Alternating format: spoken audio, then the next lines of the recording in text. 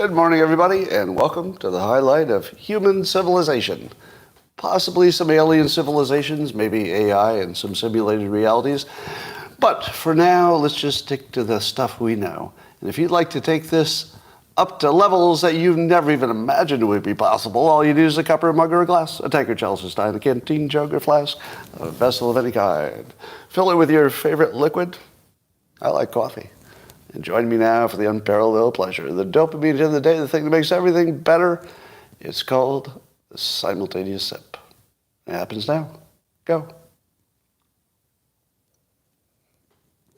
Oh, that's good. Yeah, that's good. Oh, yeah. Well, there's so much news, I barely know where to begin. It's all amusing and interesting, and, well, I don't know. This could be the best time you've ever had in your life. And it's about to happen. Now, let me start with a video I saw from Joshua Steinman. He was wondering why, in this video, they showed a dad making a sound to calm his crying baby. And I'll try to reproduce the sound, but basically, the baby's crying next to him, and he just looks at the baby, and he goes, oh, basically. You know, maybe I didn't get the tone exactly. And the baby just goes, and just completely stops crying and goes into a whole other mode. And Joshua asked, what's going on here? Like, why does that work? You know, what is the magic of the sound? And as your friendly neighborhood hypnotist, I thought I would take a shot at answering that question because it's more interesting than you think. I think that when the father goes, and the baby stops crying, it's as simple as it moves the baby's thinking to another part of the baby's brain. When it comes to brains and psychology, think of it like real estate. Location, location, location. If somebody's using a part of their brain and there's something about that that's not working either for you or for them, you want to get them away from that part of the brain. You just move them to a different part. So the baby presumably was in there's something I need mode. Need some food, need something. I need something. But probably wasn't in any kind of great distress. It's just the babies can't talk. So when there's any little thing they need, they cry. So it's not too hard to get somebody distracted from a thing that's, you know, not that big a deal and maybe a little bit hungry.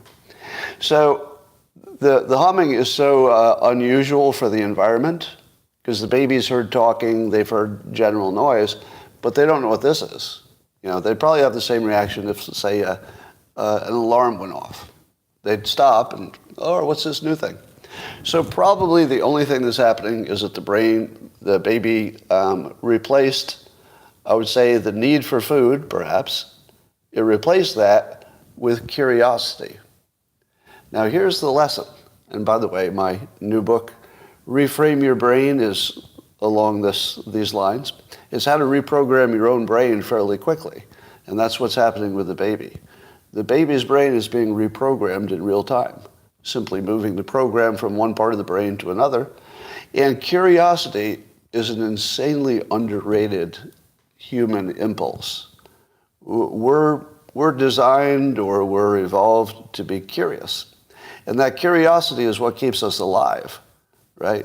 If you hear a mysterious sound behind you, you're going to turn around because it might be danger.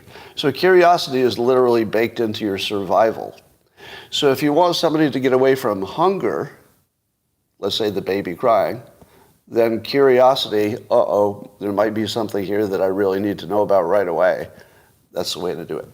So if you want to distract somebody, use curiosity. It's the same if you're let's say you're in a car with your kids. This is a trick I used on stepkids. And the kids are a certain age and they're in the back and they're just arguing. And they get in that mode where they can't get out of it. They're just fighting verbally. This works almost every time. Look, a deer. Even though everybody's seen a deer, it evokes that there's something different, curiosity thing, and kids will stop immediately. Where? And it's not even that interesting. It just goes to their curiosity part of the brain, and then they're done. So that is the same kind of effect that, at least in one way, it's the same kind of effect as a reframe. A reframe takes you from where your thoughts are physically in the real state in your brain. It just moves it to another part. Sometimes that's all you need. You just got to move away from where you are and move to another part. So reframes do that instantly, and that's one of the reasons they work. It's not the only reason, but it's a key part. We'll talk about that more. My book, Reframe Your Brain, just launched yesterday, but only on Kindle. Only on Kindle. And we hope today, maybe tomorrow, we should get approval from Amazon to start selling the hard copy. So the hard copy, maybe in a day. We'll see. I'll let you know as soon as I know. All right. Trump said he's not going to have that election fraud event he was going to have, where he's going to talk about all the election fraud he's seen, I guess. So instead, they're going to wrap that into some kind of legal filing. Does it sound like he had the goods? Not really. I think if he had the goods, he would go along with it. So I remind you that 95% of all election claims are false. Don't know if there are any real ones. I don't know. Oh, damn it. I just got demonetized. Shit. I don't know that for sure, but those are the key words that got me demonetized the last several times. You can't say anything about it. So I think when I talk about it again later, I'll use code words. I think you'll know what I'm talking about, but when we get to that point, I'm just going to use code words. All right. Apparently, there's a technology that can make plastic, or it can replace plastic, using plant and woods, plant-based stuff and wood. Now, apparently, this is already in use. It's just more expensive than the old-fashioned way to make plastic. So the big change would be if they could make it more efficient, and I guess they're working towards that. And it's starting to grow, this plant-based and wood-based plastic. Now, if this becomes a big thing, let's say all of our plastic started to get replaced with plant-based and tree-based plastic, logically you would want to increase your supply of plants and trees. So if this were me, I would be looking to add something out of some kind of a fertilizer-like thing to the planet, if you could. Is there any way to do that? Is there any way to add something to, let's say, the atmosphere, so it gets everywhere, that would promote the growth of these plants, because we're going to need a lot of them to turn them into plastic? I can't think of anything. If you think of anything, let me know. CO2. Well, now you're thinking. This brainstorming session is going well so far. CO2. Well, I'll take that under consideration. Well, New Zealand, I think this was in a Peter Zayan tweet, has figured out how to lower the cost of housing. Do you want to know what amazing idea they had to do it? They reduced their building zoning restrictions. That's all it took. That's it. I think the biggest change was they allowed multi-unit homes on what had been single-family homes. So imagine if you were a single-family home owner and you wanted to turn it into, let's say, a triplex so 3 families could live there. You had plenty of room. You just couldn't do it. It was just illegal. So New Zealand just said, well, how about we make that legal? And guess what happened? Free market, a bunch of people bought, a bunch of people and companies built multi-unit homes. They were all built to code. It wasn't like they were unsafe. It's just they weren't allowed before. So now they have plenty of homes, and so the cost of housing went down. I wonder if something like that could work in the United States. Well, the problem with the United States is that we got all these states, all 50 of them, and they all have their own regulations. So unless we had some kind of a federal regulation that could override local ones. That would be a problem in our system. But yeah, the ADU market, the little homes that you can ship in on a truck and just plop in your backyard. I don't know if you follow the news on that, but they're exploding. If you're on Instagram and you've ever clicked on one of those ads, you get all these other companies that are popping up, building these, usually like a 400 square foot home that they just deliver and plop down on your land. So all that stuff is possible. I think housing can be fixed. We just have to tweak the zoning. All right. I saw an interesting back and forth on the livability of San Francisco. Paul Graham, who spent a lot of time in San Francisco, he said San Francisco, he wouldn't recommend it for raising children. But he thought that a young person who was careful, might be okay. Is that the worst recommendation you've ever heard for a city? What do you think of San Francisco, the jewel of California? Well, I wouldn't bring children there. And unless you're under 25 and you can run pretty fast, it's kind of a bad bet. So there's your San Francisco. What's interesting also is that San Francisco is now teeming with self-driving taxis. I think that happened kind of overnight, it seems. Is there anybody from San Francisco watching? Can you confirm that there are self-driving taxis that are in operation and that they're somewhat almost ubiquitous? Is that really happening? Because I haven't seen videos or first-person reports, but I see news reports about it. Yeah, okay. So we have one confirmation from Iceland. Good enough. So that's interesting. Now, what's interesting about that is, years ago I wrote a book that you can't buy because I'm banned from most of my other books. It's called The Religion War. It was the sequel to my book, God's Debris. And in The Religion War, it was set in a time in the future, because I wrote this 20 years ago. It was set in a time in the future where small drones were attacking cities. That's happening now in Moscow, right? Small drones attacking cities. And that the main mode of transportation was self-driving taxis that you could call with your app. This was 20 years ago. And the other part was that if you used your massive databases of computing that knows what everybody's doing in the world, sort of like we have now, that you could identify what I called in the fictional story, the prime influencer. The prime influencer. The idea was that, you know how ideas just sort of catch on? There'll be something that is in the back of your mind for a while, or maybe you never heard of, and then all of a sudden, everybody's into it. And it seems like maybe it had been around forever, but why does everybody care about it right now? And the fictional idea was you could trace back the lines of influence, if you could find out who did what social media, who knows who, who has influence over who, that you could find the lines of influence. And that you could identify the one person. Now, in the fiction model, there was one person. In the real world, it would be multiple people who had influence over their domains. And I wondered, could you identify somebody in today's world that had such an influence over politics, let's say in the last 8 to 10 years, that, no, it's not me. It's not me.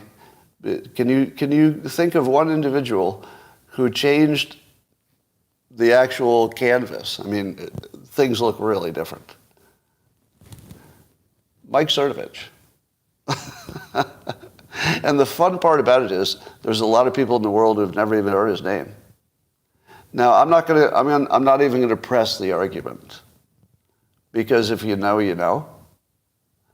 And if you want to know, you can figure it out. You can talk to people. You can do a lot of research.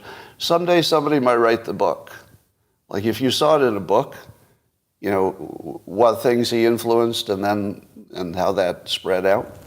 Now, I count myself as one of the people who you're listening to primarily because of him. In my earliest, forays of talking about politics. He boosted me. But if you didn't notice, he's boosted a number of other people. So he got there on his own with, Guerrilla Mindset, his book, and being one of the best tweeters of all time, right? And having the full set of communication and persuasion tools, which is unusual to have a full set. And he did more than just make his own brand well known, but he seeded a lot of other people, including me, so that when our influence grew, it was sort of a shadow of things that were at least compatible with a lot of things that he would influence. So I think someday we'll actually be able to measure this, and you'll be able to find out who is the most influential, and there's no way to track that now. You would actually have to really be immersed in this sort of social media political world to even know who is influential. Because there are a lot of people you see on TV who are the talking heads with the nice suits who just say what everybody else says. They don't have any persuasive power whatsoever. Nobody's trying to copy them, right? Nobody's looking at Jake Tapper and saying, I like that suit. I mean, he wears really nice suits, but nobody's looking at him saying, I'd like to be that haircut. Whatever he's doing, I'd like to do more of that. Like, that's just not something that the normal media inspires. So you have to look to other people for that. All right, here's my opinion on the cities. Speaking of cities, I think that cities are not just places where there are too many addicts. They're also that. But I think the cities are addicts themselves. And they're addicted to destructive empathy. The empathy that feels good, like, I told you that I'm a sanctuary city. I told you that my police don't arrest people. I told you that we're not bad to the street people. So there's some kind of, I think it's probably dopamine. There must be some dopamine hit that you get from acting superior, morally superior, having more empathy than other people. But that's largely, you could call it liberals, but that feels insulting to me. I'm not going to say the cities are being destroyed by liberals, because I'm pretty sure there are plenty of liberals who don't like anything that's happening in the cities, right? So it's not liberals per se. There's some kind of addiction. It feels like, and when you see that reason has been dispensed with, what does that tell you? Because these are not all stupid people. There's an addiction. And I would think that, without getting into who's a progressive, who's a liberal, without even getting into the politics, I think the politics probably follows the emotion, not the other way. And I think that there's an addiction to being nice or empathetic that they can't shake. Because the way you would fix any of this stuff is being meaner to people. Am I right? The solution to the cities is to treat the people who are in the worst situation already, to treat them in a mean or severe way, because that's the only thing that changes behavior, basically. So here's my prediction. Cities, like addicts, have to hit bottom. Cities have to bottom. They can't come back until they bottom, because there won't be the will to do anything. As long as it's sort of working, you're sort of still, the traffic lights are sort of working, and, it's still, sometimes the police show up, maybe late, but sometimes they do. As long as it's still sort of working, nobody's going to change anything, because they're addicts. They're addicted to the feeling of being kind to people. But at some point they will hit bottom, and there'll be, some city will just become unlivable completely. And then things will change. But not until then. So wait for the cities to bottom, and I don't think we're quite that close to it. Might be within 3 years.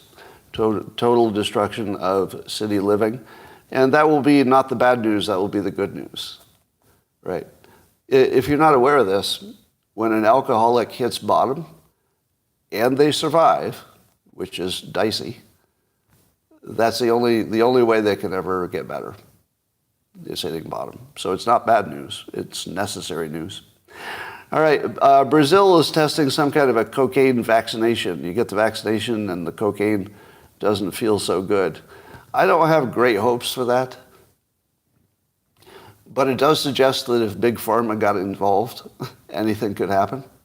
Meaning that they could make them mandatory, I suppose, if they had enough power over the government. So I'm not in favor of vaccinations for cocaine users. I think they would just switch to other drugs. And you just have to keep upgrading the vaccination. Then you'll have a fentanyl vaccination, which I think they're working on, actually.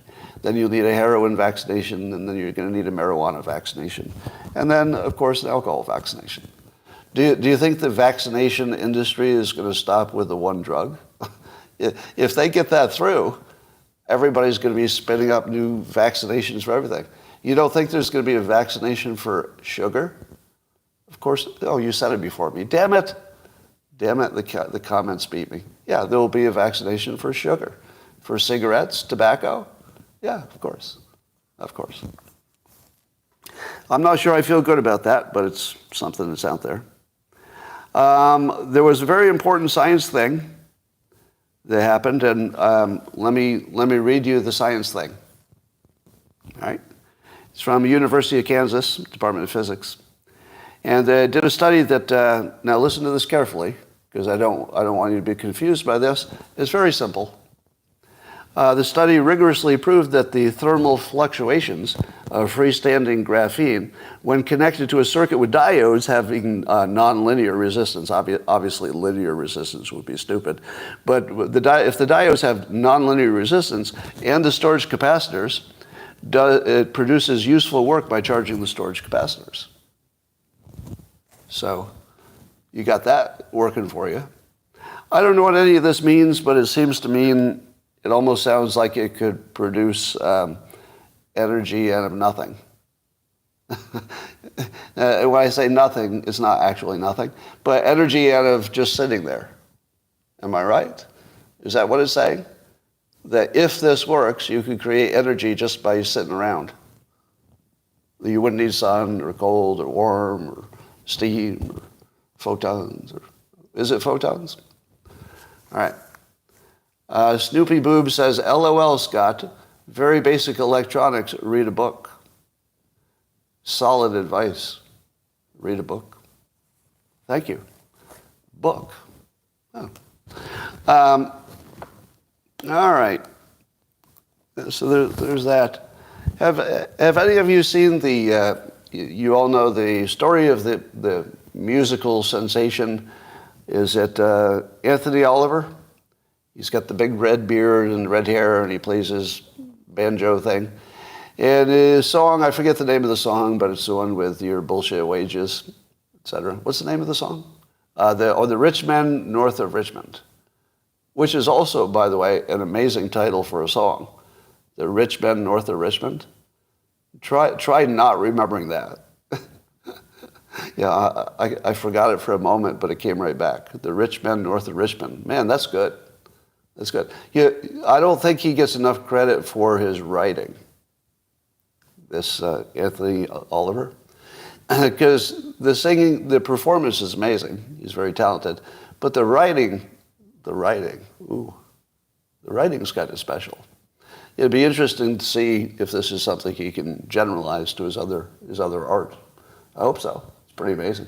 But anyway, if you want to feel good about America, and I know you need this, and maybe any place else as well, watch the videos. You can Google it. Just look for reaction videos of Anthony Oliver. Reaction videos.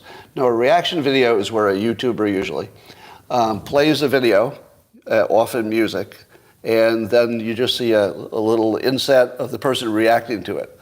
Now, usually it's the common ones would be a young black kid, a YouTuber, listening to Led Zeppelin for the first time, and then being amazed because they hadn't been exposed. So anyway, here's what's special about this.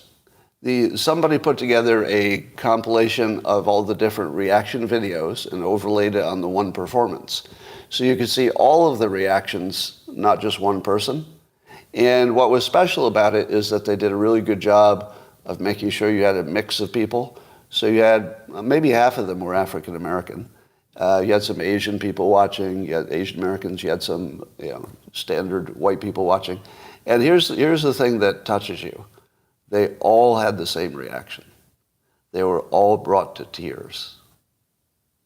And when you watch the white, the Asian American, probably there was a Hispanic American in there somewhere, and the black Americans, who you would imagine would be on a different side of literally everything.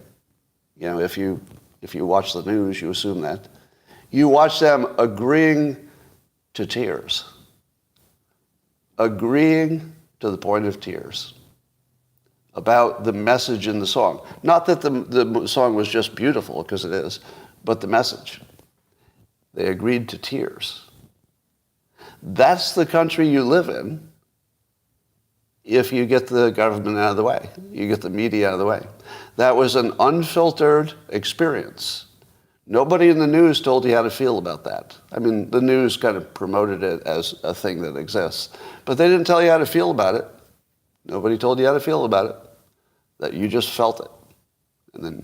And you could see in this that maybe this will be the moment when people realize that the most important reframe in American history is available, but not yet taken. It's available because we all know it. You know what I'm talking about. It has never been black against white, or at least not in modern times.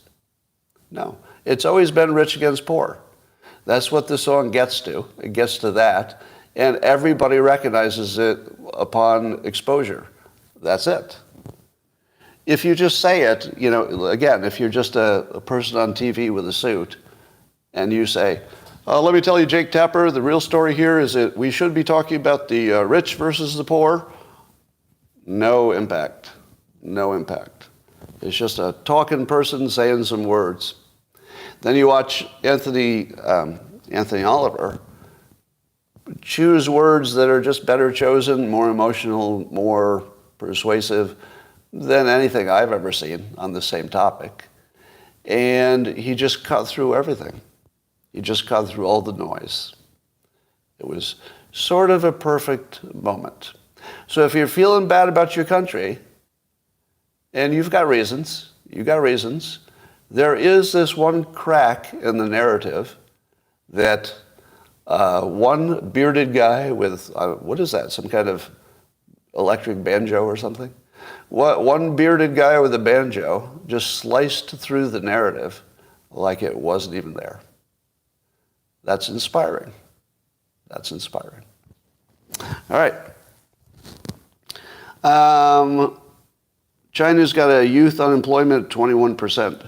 Yikes. So China's got problems. Here are some things that are problems for China. So Biden administration is ramping up the technology controls, or what would you call it, the things that are banned so that China can't get them. And apparently, at the moment, China seems like they're solid, but apparently all signals are that the wheels are coming off. All right, the unemployment is high. They've got a population bomb. They printed a lot of money. I didn't know that, but they printed more money than the U.S. has, percentage-wise, and they don't have access to mid or high-end semiconductors, and there's no plan when that could happen. What would happen to China if they're actually cut off from semiconductors beyond the lowest level of them? Their civilization would grind to a halt. And that's actually what it looks like right now. Now, if we put restrictions on China getting semiconductors, what does that do to the risk of war with Taiwan? Does it make it more or less? I feel like they almost have to capture Taiwan to get semiconductors. Am I wrong? So, there are lots of other forces. So I don't think. Oh, let me tell you something that the news didn't report on. So I think this will be the first time you've heard this. Vivek eliminated the possibility of China going to war over Taiwan.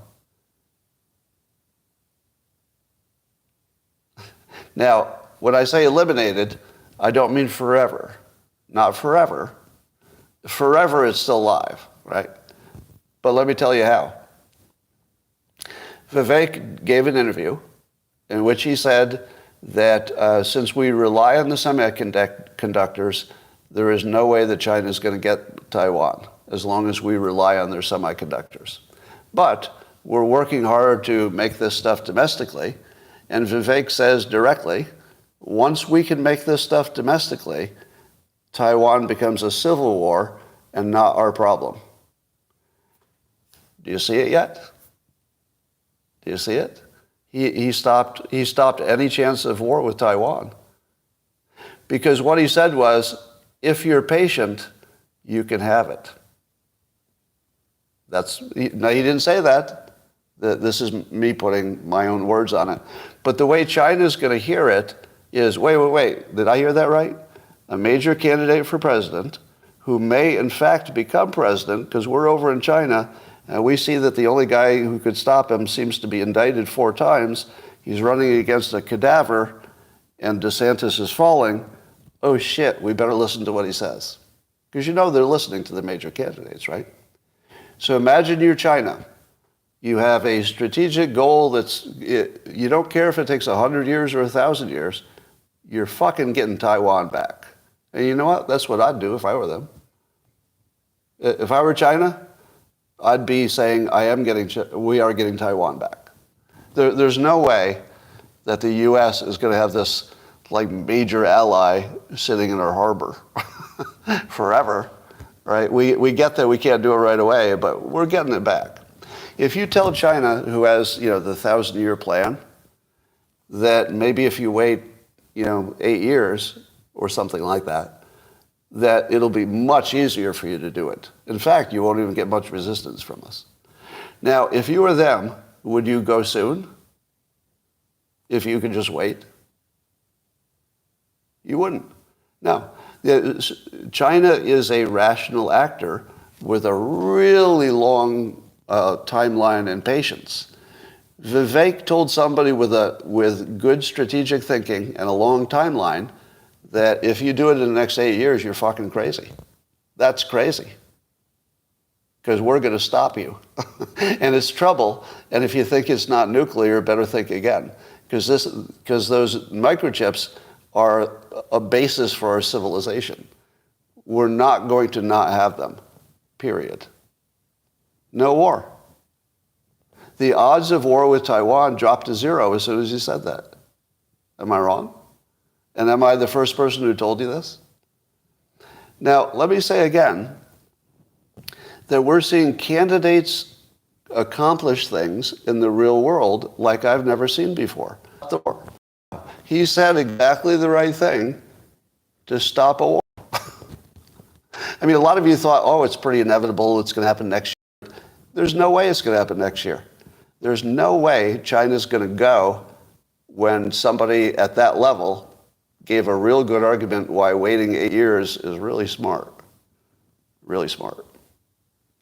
Now, that's a real-world effect while he's a candidate. Who else is doing that? RFK Jr. In my opinion, RFK Jr. is, surfacing things about vaccinations and our food and chronic illnesses and the border. I mean, RFK Jr. has done more for our understanding and therefore, I think, an ultimate solution to the border than Trump.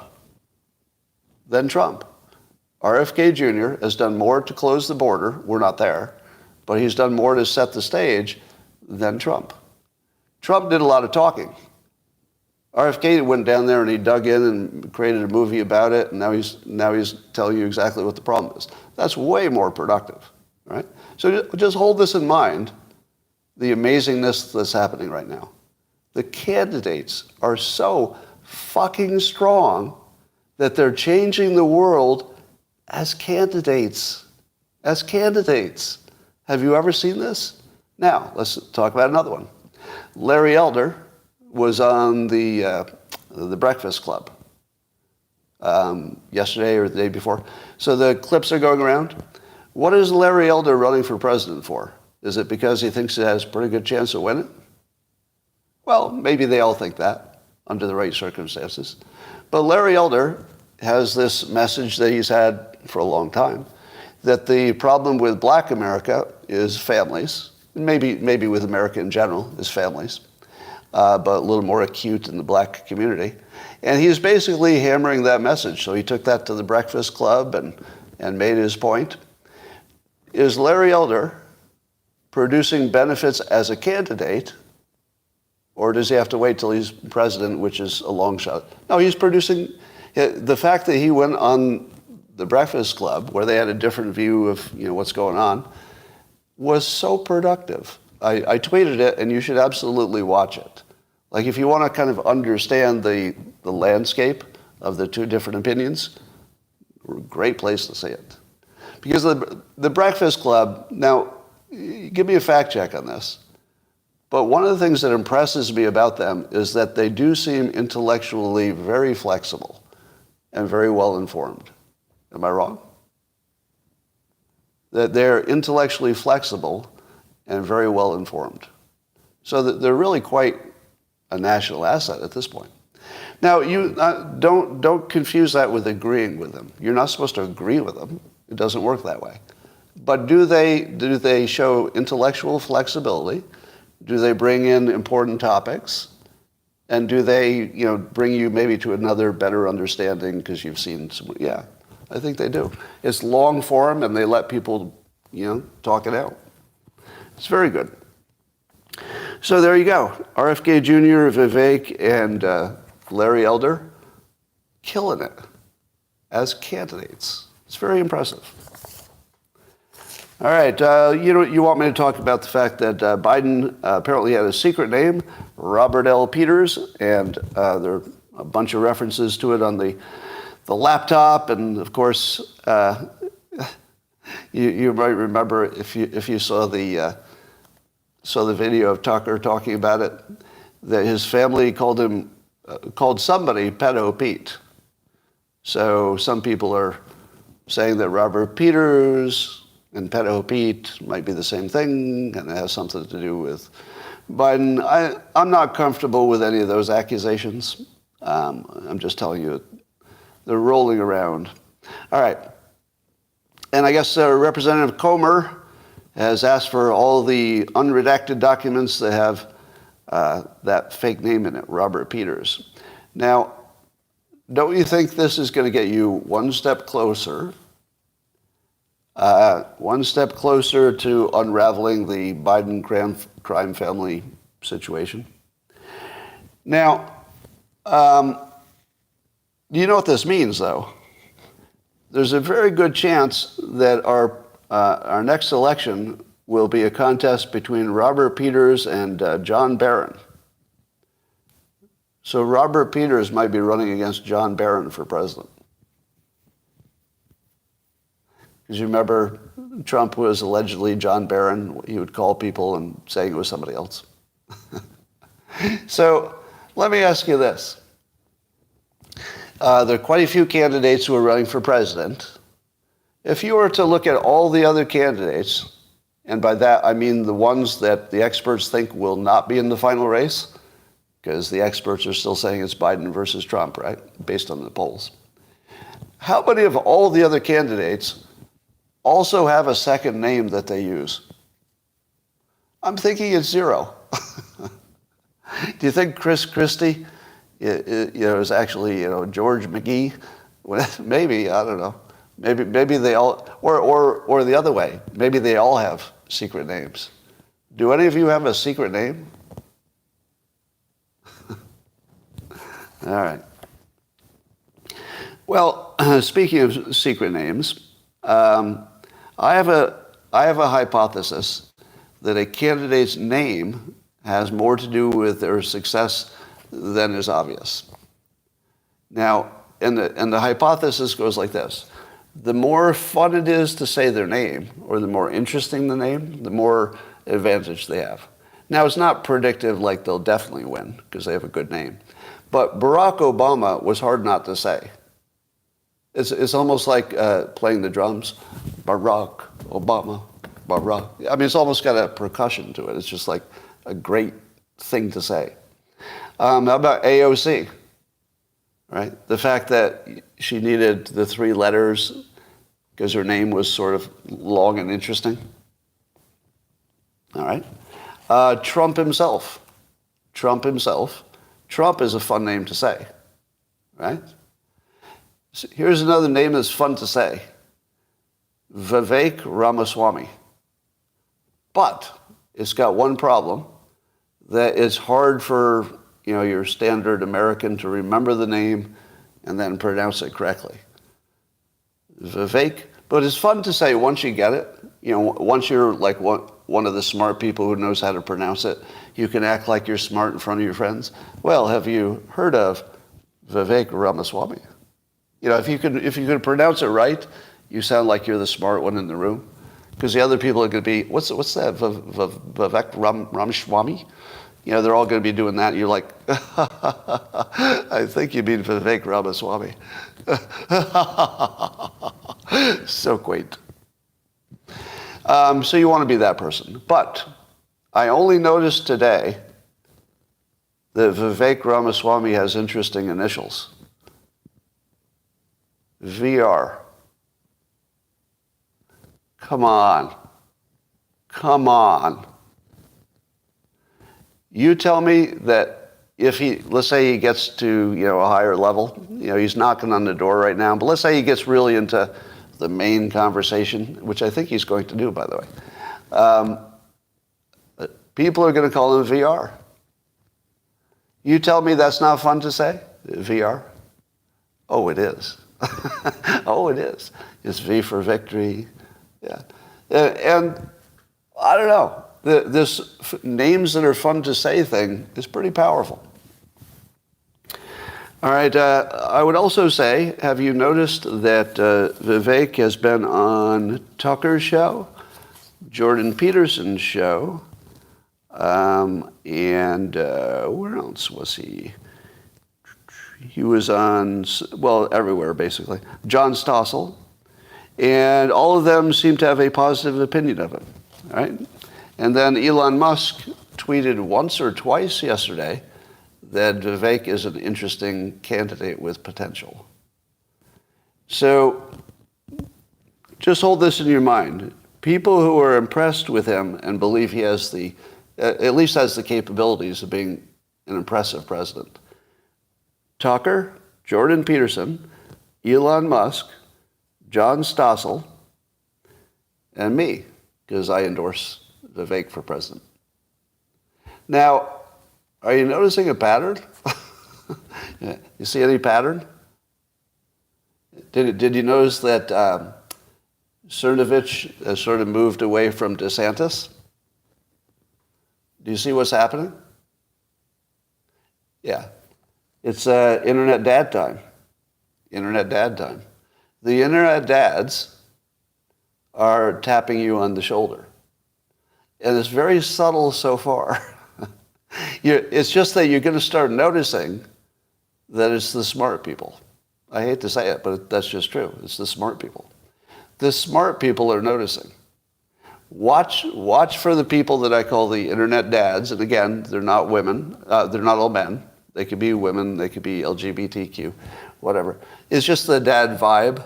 That the person who's just trying to help, not trying to be overly political, just trying to help, and knows how. That's the dad vibe. Just trying to help and also knows how. So they do it. Yeah, I don't know. I'll keep an eye on that. That's a whole lot of talking about and interest and chattering from exactly the right people. And I want to put this in your mind. Put this image in your mind. Imagine a world, and at the moment it's unlikely based on current polling, but imagine a world in which Vivek ends up in the final contest and he's debating on stage either one, Biden or Kamala Harris. Just put it in your head. Make sure you've watched at least one Vivek long-form interview so that you can see what kind of skill he brings, which we've never seen, by the way. You know, as good as Trump is, Trump's sort of a bully debater, but nobody does bully debating, you know, energy debating better than he does. He's just the best at the energy, you know, control, alpha, dominant kind of thing. But Vivek, we've never seen. We've never seen this.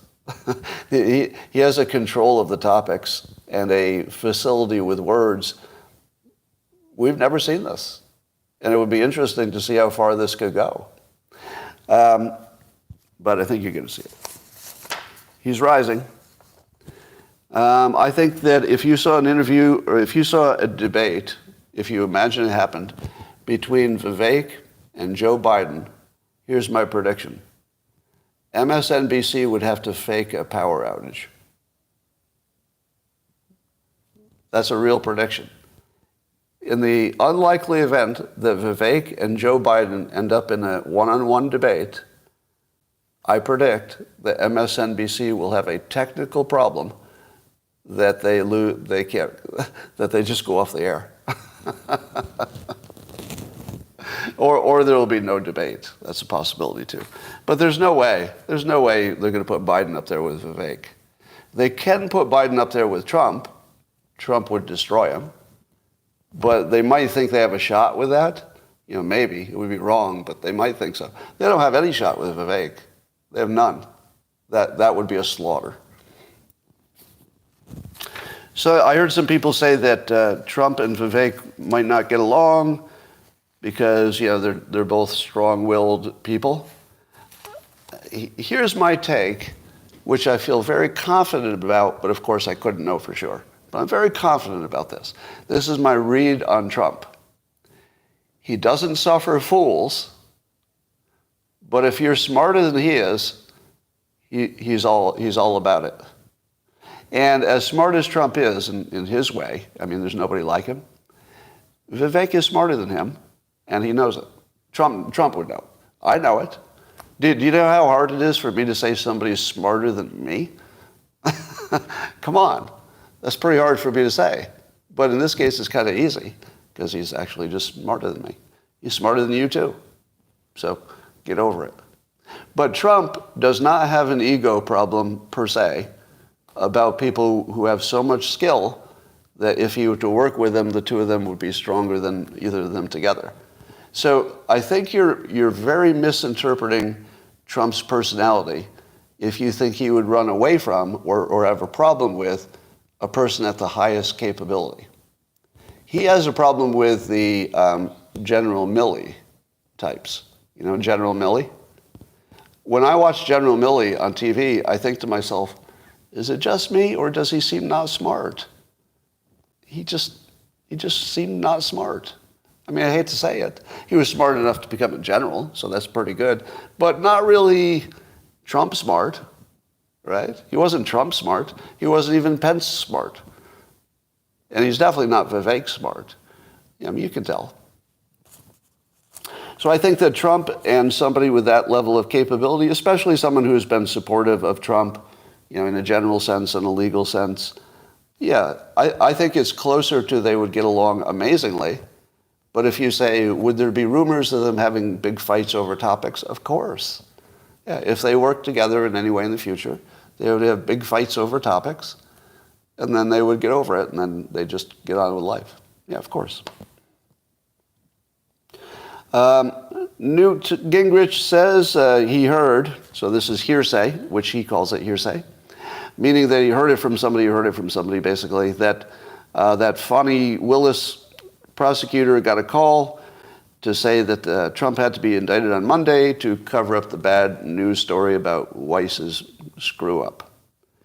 Now, do you think that happened?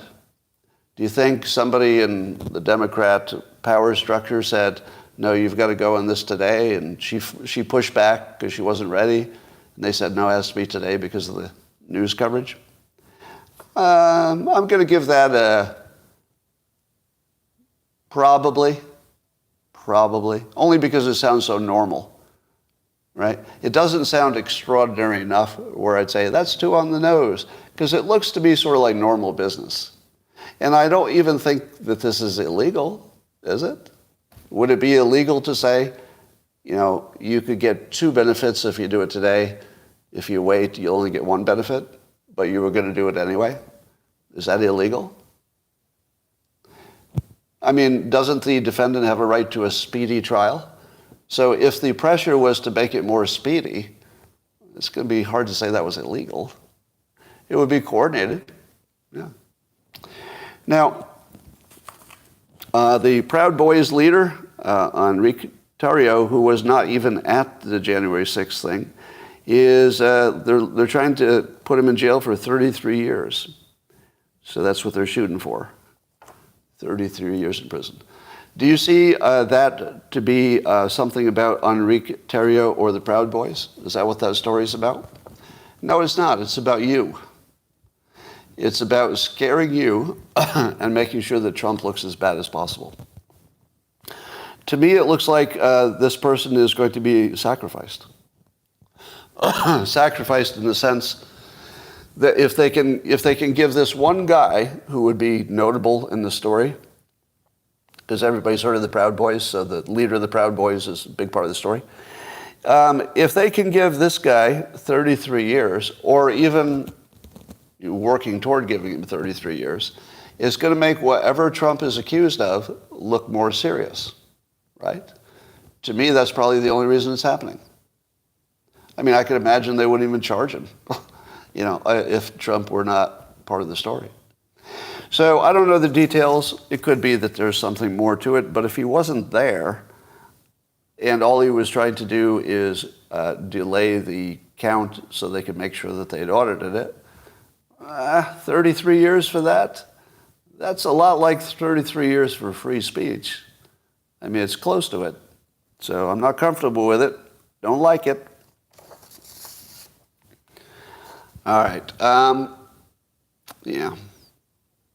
There was a time, not too long ago, let's say 10 years ago, if I saw a story about a guy who was maybe going to get 33 years in prison, and it was a big, public story, and they've been investigating it for a long time, I would assume that the prosecutors have the goods, that in all likelihood, innocent until proven guilty. But 10 years ago, I would have said, well, almost certainly guilty. I mean, really, they've looked into it already. But in 2023, I don't think that at all. In 2023, I think it's unlikely they have the goods. I think it's just political. What do you think? Does it look like justice or just politics to you? To me, it looks like dirty politics and nothing else. Now, that doesn't mean I'm right. I'm talking about assumptions. My assumption 10 years ago, probably guilty if they're making a big deal about it. It's their job to find out who's guilty. Why wouldn't he be? 2023, probably not. Probably not true. So that's just the assumptions. All right. In my effort to not be demonetized, I'm going to talk about a topic using code. Are you ready? You'll have to pay attention a little extra. All right, so I'm going to talk about an event that happened 1 year after 2019 and 1 month before February 6th. You remember that, right? And it was after an election between these two fellows, Robert Peters and John Barron. So they had an election back in 2019 +1. And then some protests happened 1 month before February 6th. And there's some news about this. There's a media group whose initials are really the same initials as "Oh my God." Oh my God. Yeah. There's a media group that does undercover videos, same initials as "Oh my God." And they've got this undercover video that suggests that there was some kind of impropriety with 7,000 pieces of paper. These 7,000 pieces of paper, they had an official use. They were used for something. regarding that event between Robert Peters and John Barron. There were pieces of paper that would be put into machines. You don't need to know why. They're just pieces of paper going into machines. But there was a report that there's this one person who can't be found now. Oh, surprise. Can't be found now. Who allegedly admitted to putting 7,000 of these pieces of papers into a box on the street that had something to do with an event between Robert Peters and John Barron. And according to this group that has a name that has the same initials as, oh my God, this is all pretty well documented.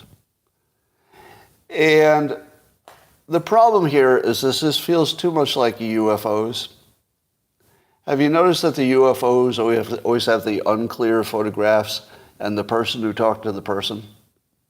And you can never get beyond that barrier of blurry photographs and people who talk to other people. And with this one, we don't have the person who was alleged to do it, and I have not heard from the police officer. I'm hearing from people who talk to people. I don't know. Maybe. So if you said to me, Scott, is the quality of this evidence sufficient to convince you that there was serious impropriety in the year 2019 plus one between that competition between Robert Peters and John Barron? And I would have said to you, honestly, I haven't seen it.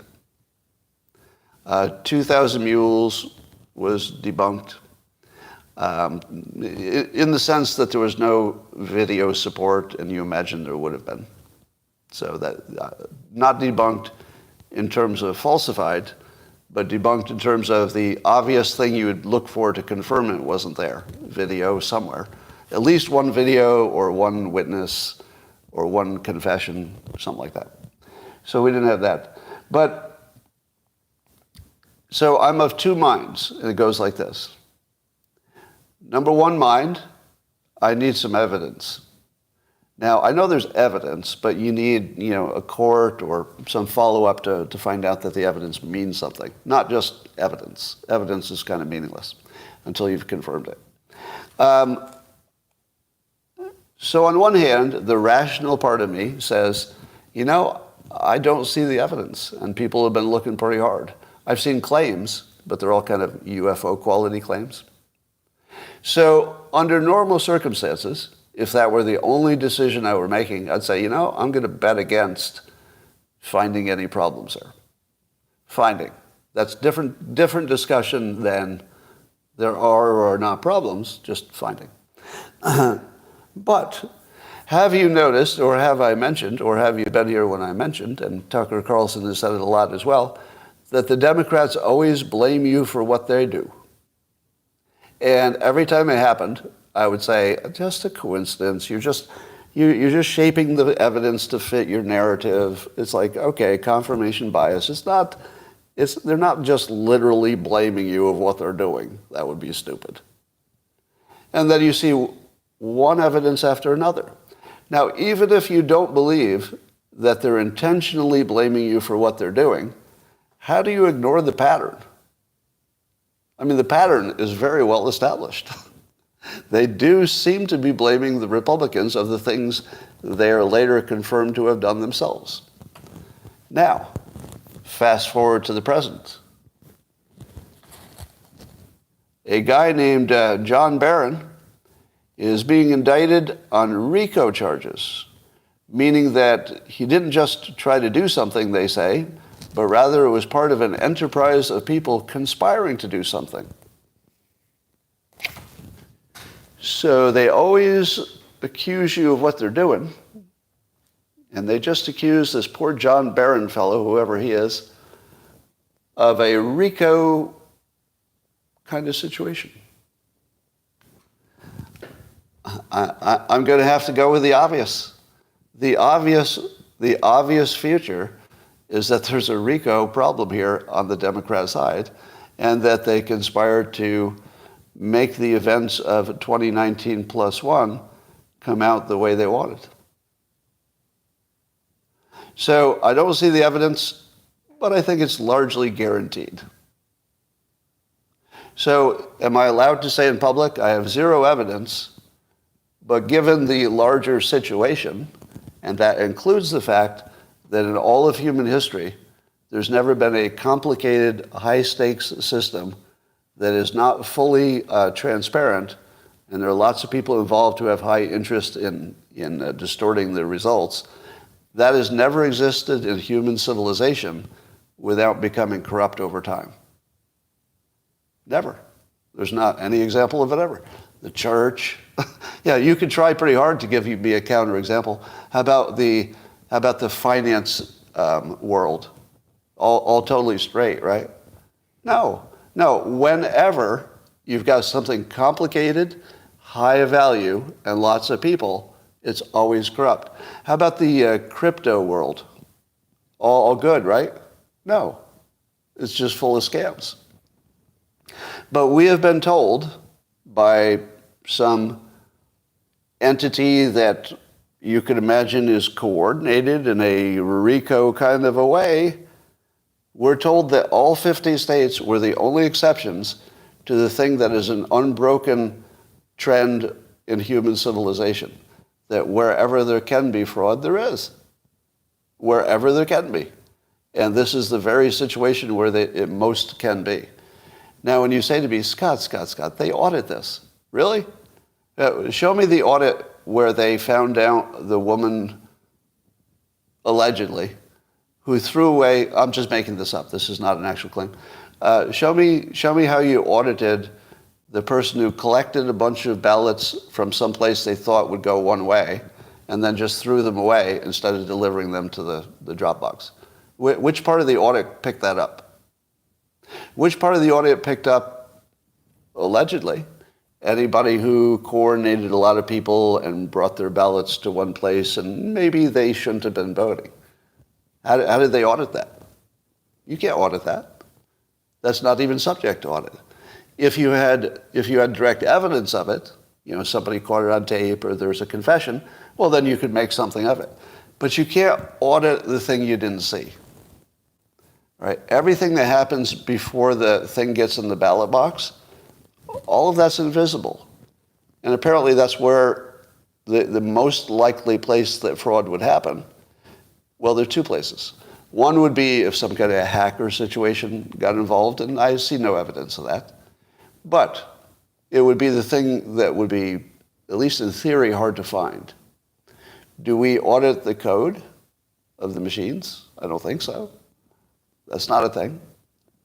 Because it's proprietary. You can't audit their code. So if you can't look at the code, and you can't look at anything that happens before the actual whatever is stuck in the whatever box, how do you know anything happened? All right, so I'm going to go with the fact that they charged John Barron. They charged John Barron with a RICO is, in my opinion, a guarantee that they are part of a conspiracy that would be subject to RICO if we had the evidence. What do you say? You don't think the media, the intelligence organizations, and the Democrats colluded toward a common illegal goal? Of course they did. It seems kind of obvious. But, again, I'm only talking about 2019 plus one, so can't be demonetized about that. We'll see. So there's a Washington Post story that says, blah, blah, Ukraine's having trouble with their counteroffensive. When you read the Washington Post, the least credible entity in news, and they're reporting about something that they couldn't possibly know anything about, which is how are things going on the ground in Ukraine. Do you think they have any sources that are telling them useful information? So this story is not about Ukraine, even though they have a story, Washington Post has a story about it. The story is, I laugh when people ask me how bad I feel about being canceled in newspapers. I actually took money from the Washington Post when they were running my comic. I always felt dirty about that, honestly. I felt filthy that I was taking money from the most corrupt industry and the most corrupt entity within the most corrupt industry, the news. I hated that. The fact that I don't have to say I work for the Washington Post, indirectly through a comic strip, is really freeing. I like how that feels. I like their money. Their money was good. But, I'll probably still eat. Well, anyway, I don't know what's happening in Ukraine, but neither do they. That's the story on Ukraine. Did I know Gary Larson? No, not personally. We know all the same people in common. I feel like I forgot a story here. What the heck was it? Probably not. No, looks like I had it all. Bam, I'm good. All right. So Trump has caused his election claims event. So maybe that tells you he's not so confident. All right, Maui. I don't know what to say about it. I'll tell you what I think to look out for fake news. There's a story about the water conservation guy or the water manager of Maui, and somehow he didn't allow the water that was sacred to be used for the fire. I don't believe that story, do you? Do you believe that? Do you believe that during the fire, the authorities said, we need your water, and that he didn't release it? I would, some of you believe and some no. I would wait for a confirmation of that one because that has too much of the on the nose to it. Just as the left wants to say it was climate change, all right, that's a little too on the nose, right? All right, that's a little convenient, isn't it? The fact that it could be the climate change guy, really, the climate change, the one who's most associated with, loving the land, I guess, that it'd be, no, he didn't resign. The guy who resigned was the head of, the one who didn't sound the alarm. That's a different guy. Now, the guy who didn't sound the alarm actually had a reason, which was the guidelines said, don't use it for a fire. I mean, effectively, it said use it for just this. And I think, and his concern was that people would, if they hear the tsunami thing, they would head uphill, and uphill is where the fire was. However, as others have pointed out, who sees a fire and runs toward it? And wouldn't all the smoke in the air almost immediately clue you in that your tsunami was not your biggest immediate problem, right? So I feel like it would have taken about like a minute and a half for the crowds in the street to talk to each other and say, no, they're just sounding the alarm, it's that fire. Just run away from the fire. Yeah.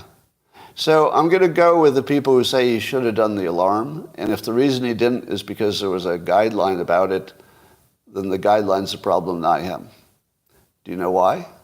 You cannot ask somebody in that situation to ignore a guideline, because he would be fired if somebody died because he ignored the guideline. If somebody died because of that, that would be on him. And that's more than you can ask an official in that situation. So I'm going to say, we wish he had acted like a hero. Okay. We wish he had used his common sense and done something different. Okay. I'm with you on that. But he was in a situation where making that decision was stupid for himself. In other words, not doing something probably felt like the smarter thing than doing something that was against the policy and being the reason somebody died. You don't want somebody to die and you violated the policy in a way that looks like it caused it. That's the worst. So it's super bad that maybe he was responsible for people dying even more than if he'd done the wrong thing. But we don't know.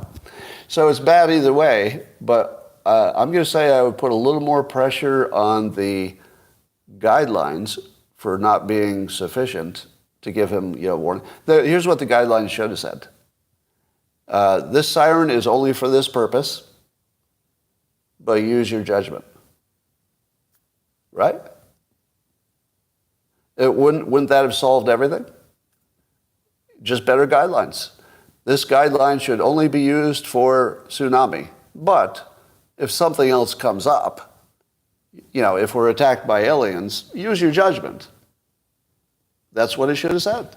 If it had only said use your judgment, there could be an exception that requires people to get out of their homes, everything would be fine. I blame who wrote the guidelines. I blame the guideline writer, not the person who followed it, because that was an impossible situation. We think he chose wrong, but you'd have to be in that situation to know that he was risking his life. If he did a positive thing that killed somebody, he was risking his life. If he followed the guidelines and things went wrong, and he probably had some wishful thinking that it wouldn't go wrong. Because do you think he could have imagined the type of devastation that was coming? Do you think in his head he knew what the end state looked like? I don't think so. You think so? No, I don't think anybody could have even imagined what would happen to Lahaina. Even if you saw the fire coming, from the lesser populated part of the island, and you saw it hitting even the suburbs, it would be just hard for you to imagine that everybody couldn't get out. Like, you don't see fires moving 80 miles an hour, which is about what it was doing. All right, and we will leave Britney Spears alone. It's a personal situation. And that's all for now. I will talk to you later, YouTube. Thanks for being awesome.